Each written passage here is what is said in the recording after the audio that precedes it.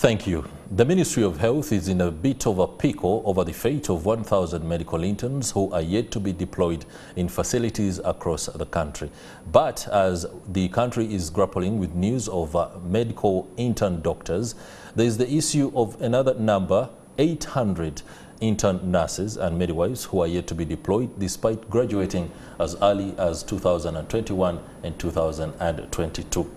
Over the weekend, the president suggested that if an intern doctor wants to smoothly continue with practice, they should be able to fund themselves because, after all, they've been able to fund themselves for the 4 years that they have studied.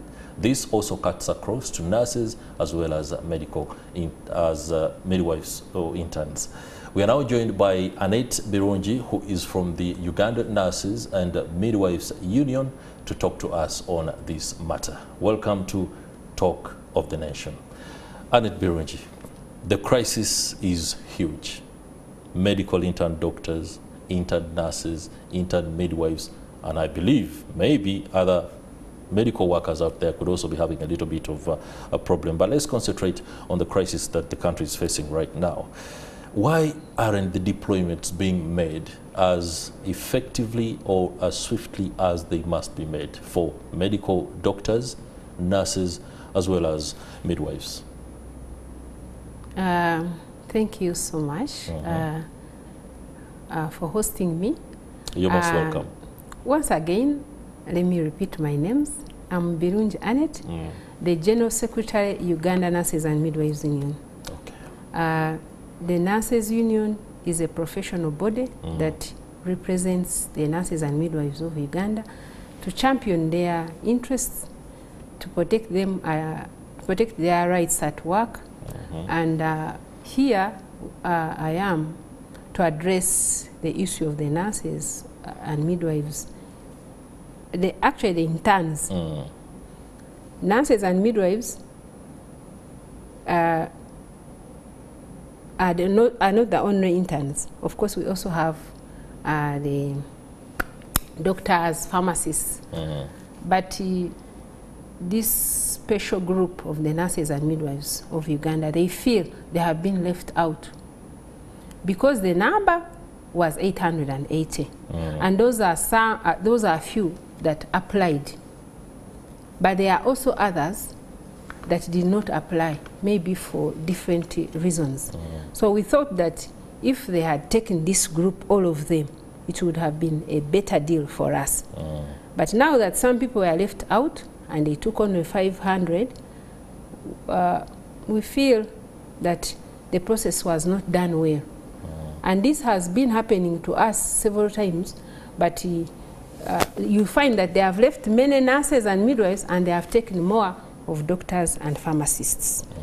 So when this happened, we saw Honorable Acheng explaining to us that it has been happening like that. They have been living there 1 year. But if they have been living there 1 year, this time they should have treated this group as a special group because they had stayed for 4 years. Some of them stayed for 4 years because they graduated in 2018, 2019, 2020, 2021, 2023, and there are some for 2024. Those ones are the ones that they are explaining that they have left behind.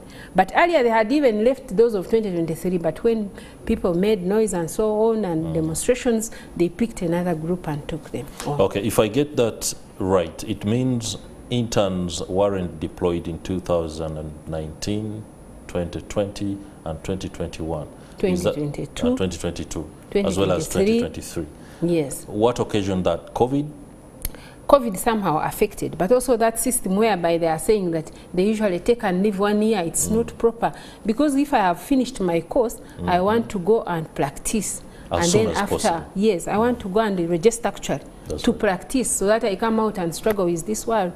But if you tell me that, please wait, there is no placement, we are still looking for funds, we are still looking for where to put you, it means that you are inconveniencing me in my studies. And for us as health workers, the ones that advocate for the socio-economic challenges of these nurses and midwives, we feel that it will discourage even some of the children to study the course.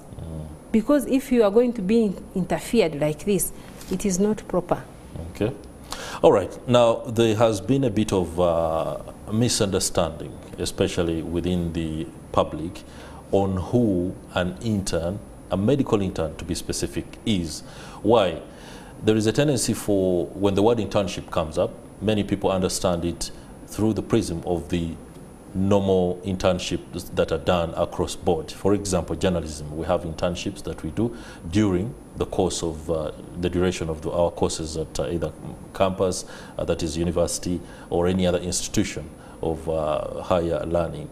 What is the difference about medical internship that makes it mandatory for interns to expect stipend or payment?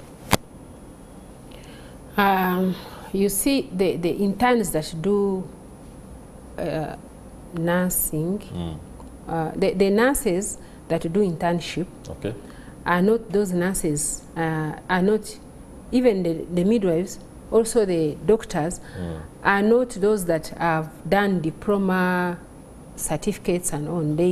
It's only a group that has a degree. The bachelors of medicine. Yes, the bachelors. Medicine, yeah. So they look at it like you are the ones that are supposed to supervise others. You are like in the management level. That's right. So you are supposed to know everything. But you can imagine if you are supposed to be placed in management and at the same time, okay, at the level of in charge, and at the same time you are the one who is not well prepared. You have not done practicals. Yeah. You come from school and you want to go direct and do and start practicing without doing internship. So internship is a time when the nurses and midwives and doctors finish their course. That is the theory part. They now go for practicals to get adequate skills and competence to work on patients. And these patients, of course, we have critical ill patients, we have emergency cases, so we don't expect our profession to be compared with other professionals because we'll deal with life. There is absolutely no chance for not taking chances on the life of somebody. Let me ask this. When medical students go to the ward in hospitals, either first year, in second year or third year, isn't that on job training? What they do, the practicals they undertake during that time, how different is that arrangement from the internship? The other one is just, they go for... They're in class? They are in class. So after class, they can go for field work like in the community. They can also go, but the field is not allowed because the course is intense. It's a science subject, so it's not. They will study and then that they know that there is that time, that 1 year, where they will be given a chance to at least to work on patients. To work on the patients. All right, very quickly, we are running out of time. The president suggested that interns can continue paying for themselves or funding their education as they have done for the number of years in the run-up to internship. Because after all, you have been able to do that for a while, you should be in position not to find difficulty in paying for your own internship. What do you make of the president's statements? When I heard about that, I thought that I think it is necessary for us to meet the president. As nurses and midwives and doctors, we should explain ourselves to him because I know many people advise him and some of them, they advise him wrongly just following their, I think, their personal benefits because this is somebody's life and I know he's aware that the course is very expensive, science subject, and he has been protecting the scientists. So this time I don't know what happened that he wants our parents who have paid this money up to for 4 years. Others are private, by the way. All these who are going for internship, all of them are not for government. Others are for private. And you can see when the minister was again planning to add the 200 interns, he only picked the doctors and the pharmacists who are for government. So there is a group which is crying outside there, wondering why they left them is it the private group? Are they those who are sponsored by private? They are wondering why did they leave them behind? Okay. Then again, the president is saying they should pay. So I think he needs to consult more. And the people who are advising him... You're suggesting a meeting. Very quickly, I want you to talk about the issue of scholarships and the fact that other trainings are going on, who is not getting them, so that we can understand. I will still continue saying that we need to meet the president, and even we explain to him more other things which are coming on board, which are very bad. There are nurses around now, around 120 nurses whom he sponsored. Actually, he gave us scholarships in 2018, and when he gave us those scholarships, they still the system of health. And okay, I'm afraid we are out of time, but of course the issues that you have talked about, I hope that they are taken care of in meetings with the president, no doubt about that. That's it. It's been a pleasure having you on Talk of the Nation. Have yourselves a good evening.